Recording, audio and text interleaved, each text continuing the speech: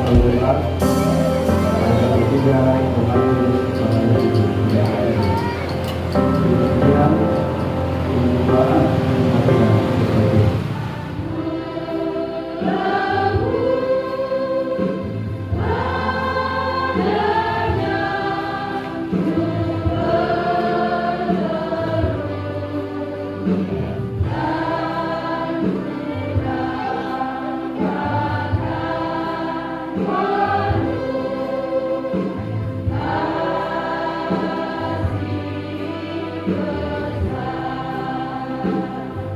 harus menanggung ketidakadilan, penghinaan, penderitaannya begitu luar biasa hingga mati di kayu salib.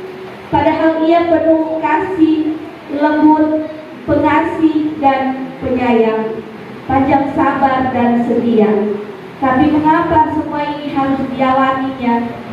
Itu karena kita manusia yang sombong, egois. Terima kasih Tuhan mau menderita bagi kami. Sungguh kami bangga dan bersyukur memilikimu Tuhan. Penderitaanmu tidak dapat mengalahkan cinta kasihmu kepada kami. Justru dalam penderitaan yang kau alami ada pengampunan yang kami terima. Ampunilah kami supaya dapat mengenai pengorbanan. Pedih hati jika mengingat penderitaan Tuhan Yesus, karena orang yang menyerahkannya adalah orang terdekatnya. Orang yang menyangkalnya adalah orang yang terdekatnya.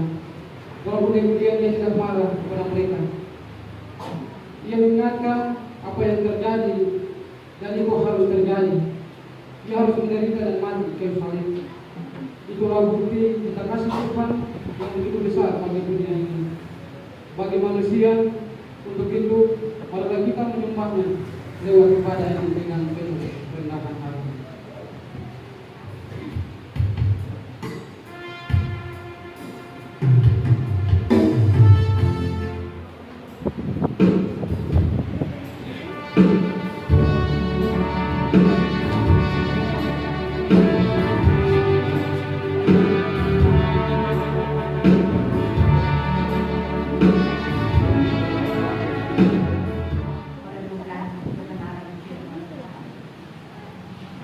Tuhan Yesus firman yang hidup dalam perayaan Hari Kamis Putih di saat ini, kami hendak membaca dan merenungkan kebenaran firman Tuhan. Kami sadar sungguh bahwa kami adalah manusia yang terbatas untuk memahami dan melakukan firman Tuhan di hari-hari hidup kami. Oleh karena itu kami mohon kepadamu Tuhan, urapi dan kuduskanlah kami dengan kuasa Roh Kudus, agar ketika kami membaca dan merenungkan kebenaran firman Tuhan ini, kami beroleh pengertian yang akan menjadi landasan dan pedoman dalam kami menjalani hari-hari hidup kami. Terlebih kami berkomitmen untuk menjadi pelaku-pelaku firman yang setia di setiap kehidupan kami. Berfirmanlah kepada kami Tuhan, sebab kami sudah bersedia menerima. Dan kepada anggota-anggota tubuh yang menurut pandangan kita kurang terhormat, kita berikan penghormatan khusus, dan terhadap anggota-anggota kita yang tidak elok kita berikan perhatian khusus. Hal itu yang dilakukan oleh anggota kita yang elok. Allah telah mengusung tubuh kita begitu rupa sehingga kepada anggota-anggota yang tidak mulia diberikan penghormatan khusus, supaya jangan terjadi perpecahan dalam tubuh, tetapi supaya anggota-anggota yang berbeda itu saling memperhatikan. Karena itu, jika satu anggota menderita, semua anggota turut menderita. Jika satu anggota dihormati, semua anggota turut bersukacita. Kamu semua adalah tubuh Kristus, dan kamu masing-masing adalah anggotanya. Dan Allah telah meletakkan beberapa orang dalam jemaat. Pertama sebagai rasul, kedua sebagai nabi, ketiga sebagai pengajar, selanjutnya mereka yang mendapat karunia untuk mengadakan mujizat, untuk menyembuhkan, untuk melayani, untuk memimpin, dan untuk berkata-kata dalam bahasa roh. Adakah mereka semua rasul atau nabi atau pengajar? Adakah mereka semua mendapat karunia untuk mengadakan mujizat? Atau mereka menyembuhkan? Atau untuk berkata-kata dalam bahasa roh? Atau untuk menafsirkan bahasa roh? Jadi berusahalah untuk memperoleh karunia-karunia yang kami terima.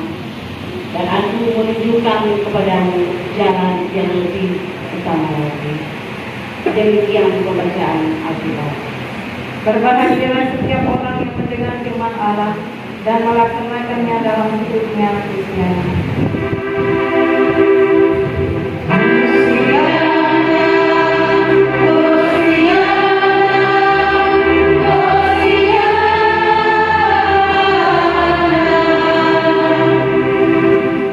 Tidak ada telinga, tidak ada kaki, tidak ada kaki. Oleh karena itu,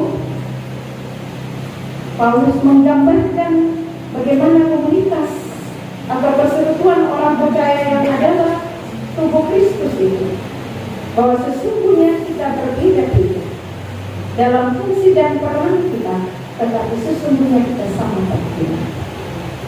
Tetapi sesungguhnya kita semua sama berarti.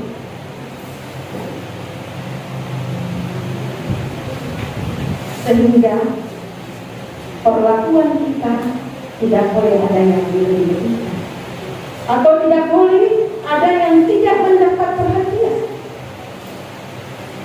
dalam kehidupan kita sebagai orang-orang secara khusus di dalam pelayanan.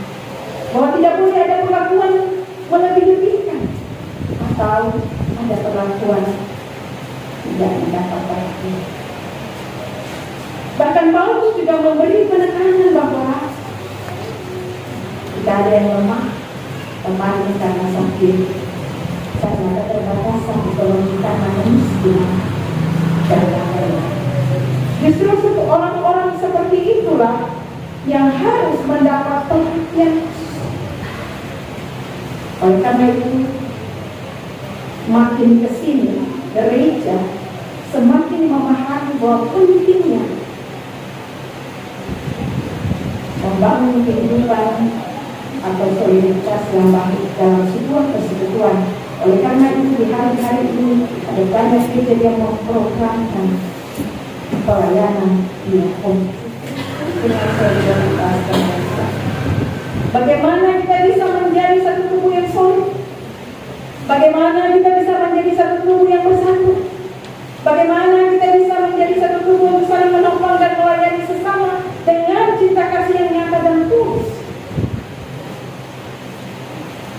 Padahal Kristus telah lebih dulu melakukan melalui kematian dan kemenangan. Oleh karena ini menjadi perenungan penting kita di hari Kamis Putih. Kita tidak akan menerima di kematian dan merayakan kebangkitan Kristus ini. Maka saat ini masing-masing kita perlu melakukan perenungan ini. Sesungguhnya Kristus mati. Karena kasihnya itu harus kita serah kepada Allah. Bapak Ibu Saudara yang dikasih sebagai umat dan para pelayan Tuhan yang adalah tubuh Kristus, maka sebagai tubuh Kristus pun kita harus memiliki komitmen bahwa membangun komunitas atau persekutuan itu tidak hanya berbicara tentang kasih, tetapi juga mewujudkan kasih itu dalam tindakan nyata, dalam gereja, dalam keluarga. Suami istri saling mengasihi, sekalipun badai rumah tangga begitu besar menantang, tapi cinta kasih suami istri karena berdasarkan cinta kasih Kristus, maka kesetiaan itu tidak akan pernah tergantikan oleh apa.